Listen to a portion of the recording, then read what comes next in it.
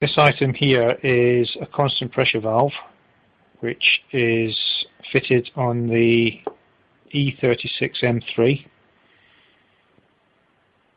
the M Roadster and the S54 engine. It's fitted on the S50B32 engine, but it's not believed to be fitted on the S50B30, so it's only on the Euro M3s. Now, what it's believed it does is that it maintains oil pressure at the top of the engine. Now, when you get a leak at the rear of the engine, people think, quite logically really, they think it's a rear main oil seal that's leaking. But sometimes, and apparently quite often, it's these that are leaking.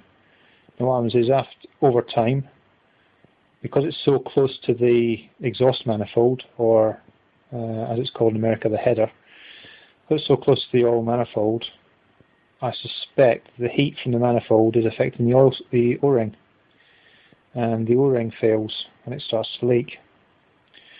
Now, I also personally, and this is only my personal opinion, I suspect that when these fail, because of the lack of oil at the top of the engine on startup, it could be a contributory factor to Vanos failure.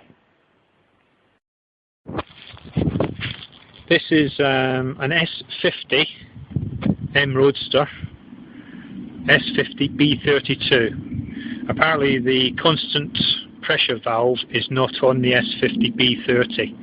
It's only on the S50B32 engines and the S54 engines. It's located down here somewhere. Okay, it's totally impossible to get to from the top of the engine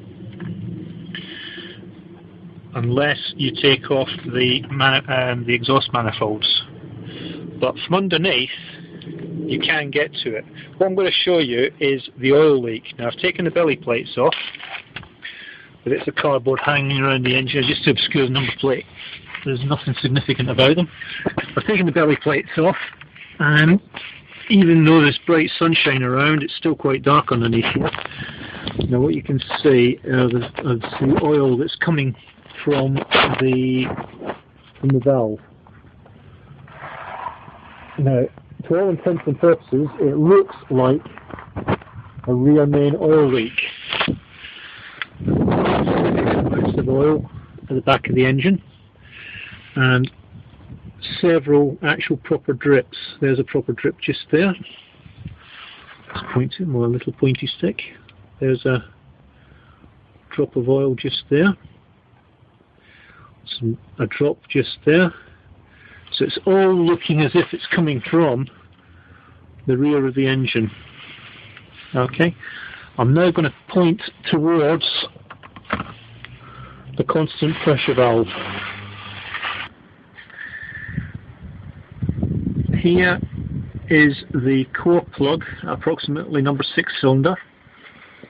To the rear of it is what looks like a screw, a blanking plug, just there. Now, hopefully when you actually look at your own cars, you'll be able to see there's a screw just in this position here. That is the constant pressure valve.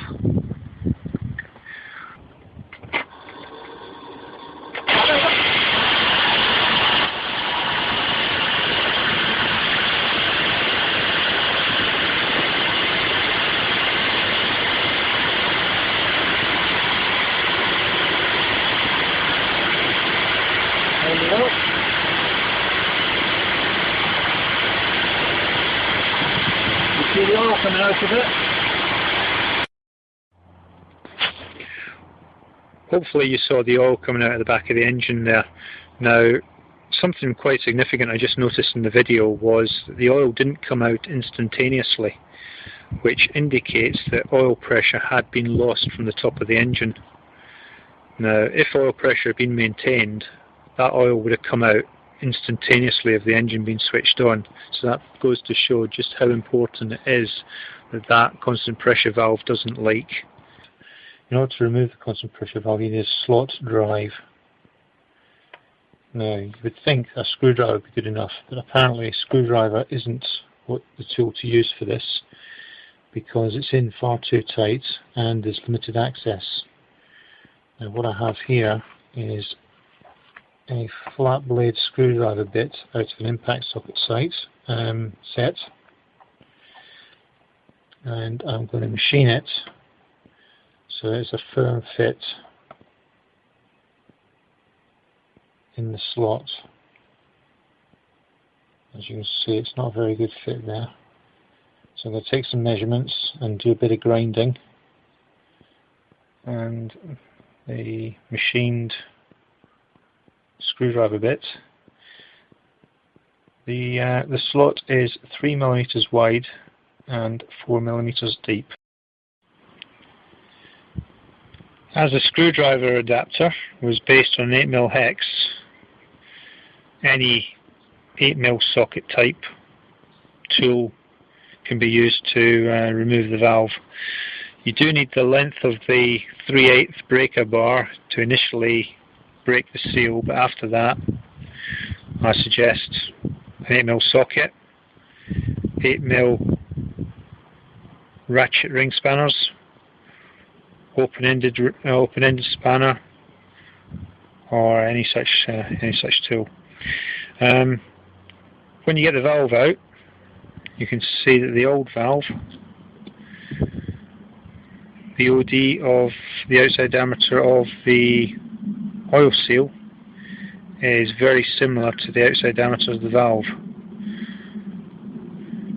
On the new valve, the outside diameter of the O-ring is about 2 mm bigger than the outside diameter of the valve.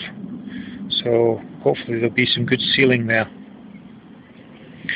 When you remove the valve,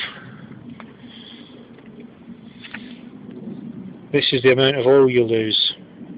Now there's a little bit more oil than that, not a great deal more, maybe about another third that I wasn't able to catch, so that oil is going to have to be replaced. Don't forget to oil the oil seal before you put it in.